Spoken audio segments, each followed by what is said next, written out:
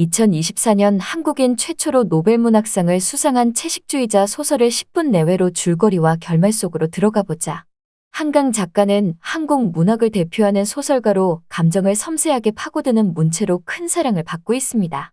1970년 광주에서 태어난 한강은 1994년에 첫 작품을 발표하며 문단에 데뷔했으며 이번 노벨문학상을 수상한 채식주의자 외에도 소년이 온다, 흰, 작별하지 않는다 등의 작품을 통해 널리 알려져 있습니다. 한강의 문학은 인간 내면의 갈등과 본능을 깊이 있게 그려내며 독자들을 몰입하게 만드는 힘이 있습니다. 2024년 한강은 채식주의자로 한국 최초로 노벨문학상을 수상하며 한국 문학의 새로운 역사를 썼습니다. 이는 한국 문학이 세계 문학의 중심으로 자리 잡았다는 중요한 지표이며 특히 한강의 작품이 가진 보편적 주제와 강렬한 서사가 세계적으로 공감받았음을 보여줍니다.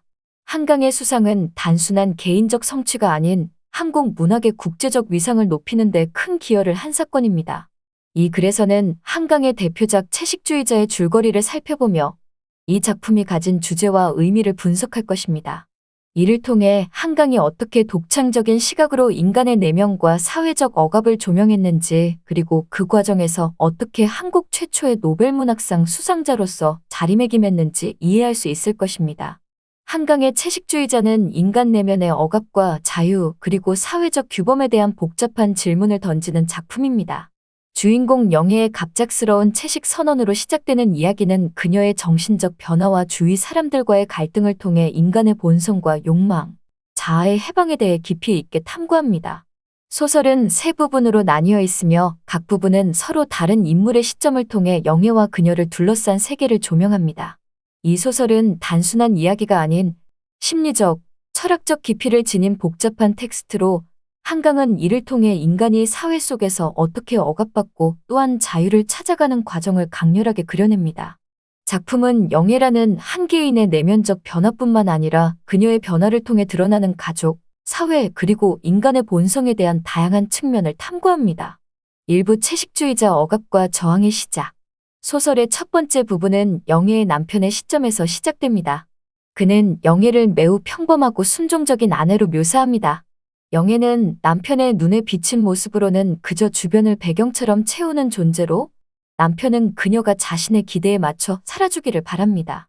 그러나 어느 날 영애는 갑자기 고기를 먹지 않겠다고 선언하며 그와 가족 모두에게 충격을 안깁니다. 그녀의 결정은 남편을 당황하게 만듭니다. 영애는 꿈에서 본 잔혹한 이미지를 이유로 육식을 거부하며 남편과 가족은 이를 이해하지 못한 채 그녀를 비이성적이라고 여깁니다. 남편의 시각에서 본 영애의 변화는 단순한 식습관의 문제가 아니라 가부장적 사회와 남성 중심적인 가정 구조 속에서 억압되어 왔던 영애의 내면적 갈등을 드러냅니다. 영애의 남편은 그녀의 변화를 불편하게 느끼며 자신이 통제할 수 없다는 불안감을 드러냅니다. 그는 영애를 자신의 통제 범위 안에 두려고 하지만 영애의 변화는 점차 남편의 기대와 통제를 벗어나기 시작합니다. 영애의 채식 선언은 그 자체로 그녀가 사회와 가정에서 기대되는 역할에 대한 거부이자 억압된 자아를 표출하려는 시도로 해석됩니다. 그녀는 꿈에서 본 폭력적인 이미지와 연결된 고기를 거부함으로써 자신이 속한 사회적 규범과 억압적인 구조에서 벗어나고자 합니다. 그러나 이러한 변화는 그녀의 주변 사람들에게 불안과 위협으로 다가오며 가족은 그녀를 이해하기보다는 그녀의 변화를 저지하려고 시도합니다. 가족 내에서 영애의 행동은 특히 아버지에게 심각한 문제로 다가옵니다. 전통적이고 가부장적인 아버지는 영애가 채식주의자가 된 것을 받아들이지 못하고 폭력을 통해 그녀를 교정하려 합니다. 그는 영애에게 강제로 고기를 먹이려 하며 이는 가부장적 권위와 사회적 억압이 개인의 자유를 얼마나 폭력적으로 억압하는지를 상징적으로 보여줍니다. 영애는 이러한 폭력에 저항하면서 더욱 고립되고 자신의 내면적 세계로 깊이 침잠하게 됩니다. 이 첫 번째 부분은 영애의 행동이 단순한 개인적 선택이 아니라 억압적인 사회적 구조에 대한 저항의 표현임을 암시합니다. 영애는 채식을 통해 자신의 몸과 삶을 통제하려 하며 이는 그녀가 사회적 기대와 규범을 거부하고 자신의 자아를 찾기 위한 시도로 볼 수 있습니다. 하지만 그녀의 변화는 주변 사람들에 의해 이해되지 못하고 오히려 그녀를 더욱 고립시키는 결과를 낳습니다. 2부 몽고반점 욕망과 예술의 경계에서 두 번째 부분은 영예의 형부의 시점에서 이야기가 전개됩니다. 이 장에서 형부는 예술가로서 영예의 몸을 하나의 예술적 대상으로 바라보며 그녀의 신체에 대한 집착을 드러냅니다. 영예의 채식주의와 그로 인해 변화한 그녀의 신체는 형부에게 강한 매력을 불러일으키고 그는 영예에게 꽃 문양을 새기는 예술적 프로젝트를 시작합니다. 형부는 영예의 신체에 꽃을 그리는 행위를 통해 자신의 억눌린 예술적 욕망을 실현하려 합니다. 이 과정에서 형부는 영예의 신체를 단순한 예술적 대상으로 여기며 그녀의 자아와 의지를 무시하고 자신의 욕망을 투사합니다. 그는 예술을 명분으로 삼아 영예의 신체를 마음대로 다루려 하고 이는 도덕적 경계를 넘어서는 행위로 나타납니다. 형부의 시각에서 영예는 단순한 예술작품이나 성적 대상으로 전락하며 그의 행동은 영예의 자율성과 무관하게 이루어집니다. 영예는 형부의 행동에 저항하지 않지만 내면적으로는 깊은 고통을 겪습니다. 그녀는 자신의 몸이 타인의 욕망과 통제에 의해 대상화되는 상황에서 점차 무기력해지며 정신적으로 더욱 고립됩니다.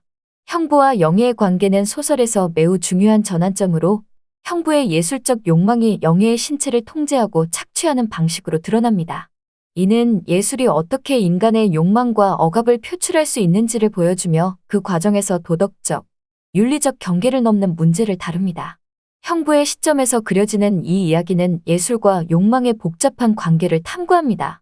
형부는 영예를 통해 자신의 예술적 열망을 실현하려 하지만 이는 결국 윤리적 문제를 일으키고 영예를 더욱 파괴적인 상태로 몰아갑니다. 영예는 자신의 신체와 자아를 스스로 통제하지 못하는 상황에 처하게 되고 그녀의 내면적 불안과 고통은 점점 깊어집니다. 이 부분에서 한강은 예술과 도덕 그리고 인간의 욕망 사이의 경계를 탐구하며 예술이 어떻게 타인의 자유와 자율성을 침해할 수 있는지를 보여줍니다. 형부의 행동은 예술적 창조 행위로 포장되지만 그 이면에는 타인에 대한 지배와 통제가 깔려 있습니다. 영예의 신체는 예술적 도구로 변질되며 그녀의 자아는 점점 더 파괴됩니다. 3부 나무 불꽃 자아의 해방과 파괴. 세 번째 부분은 영예의 언니 이내의 시점에서 전개됩니다. 이내는 남편과 영예 사이에서 벌어진 사건들과 영예의 정신적 붕괴를 지켜보면서 자신 역시 내면적으로 억압된 삶을 살아왔다는 사실을 깨닫게 됩니다. 이내는 남편의 외도와 영예의 변화를 보며 자신이 그동안 사회적 규범에 맞춰 살아오며 억눌린 욕망과 감정을 자각하지 못했다는 사실에 충격을 받습니다. 이내는 어릴 적부터 가족 내에서 책임감 강한 인물로 살아왔고 항상 자신의 역할을 충실히 수행해왔습니다. 그러나 영예의 극단적인 변화를 목격하면서 이내는 자신의 삶도 큰 틀에서 영예와 다르지 않다는 것을 깨닫습니다. 그녀 역시 사회적 규범과 기대에 맞춰 살아왔고 그 과정에서 자신의 진정한 욕망과 감정은 억눌려져 있었습니다. 영예는 정신병원에 입원하면서 점차 자아를 상실하고 자신의 신체를 나무로 여기기 시작합니다. 그녀는 더 이상 음식 섭취를 거부하고 인간으로서의 육체적 삶을 버리려는 시도를 합니다. 영예는 자신을 자연으로 돌아가려는 존재로 인식하고 이는 그녀가 인간 사회와 물질적 세계에서 완전히 벗어나려는 극단적인 선택으로 해석될 수 있습니다. 영예는 자신을 억압하는 모든 것으로부터 벗어나기 위해 궁극적으로 자아를 해체하고 자연과 하나가 되려 합니다. 이내는 이러한 영예의 선택을 이해하려 노력하지만 그녀의 행동을 온전히 받아들이기에는 어려움을 겪습니다. 영예가 선택한 극단적인 자아 해방의 방식은 사회적 규범에 반하는 것이며 이내는 이를 보며 자신도 역시 억압된 삶을 살아왔음을 자각합니다. 이내는 영예와 달리 자신은 여전히 사회적 규범과 가족의 틀 안에 갇혀 있음을 깨닫고 그로 인해 내면적 갈등을 겪습니다.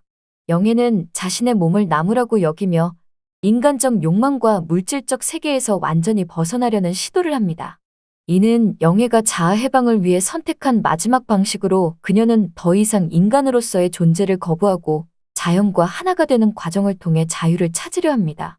그러나 이 자유는 결국 자아의 파괴로 이어지며 영예는 자신의 신체와 자아를 잃어버리게 됩니다. 결론 자아, 억압, 자유에 대한 성찰. 한강의 채식주의자는 한 개인의 선택이 어떻게 사회적, 가정적 억압과 충돌하며 그 결과로 자아가 어떻게 파괴되고 해방될 수 있는지를 탐구하는 작품입니다. 영예는 채식을 통해 자신의 내면적 갈등과 억압을 표현하고 그로 인해 그녀의 삶은 극단적인 방향으로 치닫습니다. 그녀의 행동은 단순한 식습관 변화 이상의 의미를 지니며 억압된 자아를 해방시키려는 시도로 해석될 수 있습니다. 이 소설은 또한 인간의 욕망과 억압 그리고 자유의 복잡한 관계를 탐구합니다. 영애의 남편과 형부, 이내는 각기 다른 방식으로 영애의 변화를 받아들이며 그 과정에서 자신의 내면적 욕망과 억압을 자각하게 됩니다. 영애는 자아를 해방시키기 위해 모든 것을 버리고 자연으로 돌아가는 극단적인 선택을 하지만 그 결과로 자아의 완전한 상실에 이르게 됩니다. 채식주의자는 사회적 억압과 인간의 본성, 자아의 자유와 파괴라는 주제를 다루며 한강은 이를 통해 인간 내면의 어두운 욕망과 고통을 깊이 있게 탐구합니다. 이 작품은 단순히 한 개인의 삶을 그린 것이 아니라 억압과 자유 그리고 인간의 본질에 대한 날카로운 성찰을 담고 있습니다. 영애의 이야기를 통해 독자는 인간이 사회 속에서 어떻게 억눌리고 그 억압 속에서 자아를 찾아가는 과정을 성찰하게 됩니다. 채식주의자는 한 개인의 선택이 사회적 구조와 얽히면서 일어나는 갈등과 파괴를 다루는 동시에 자아 해방을 향한 인간의 근본적인 욕구를 탐구하는 작품으로 남습니다.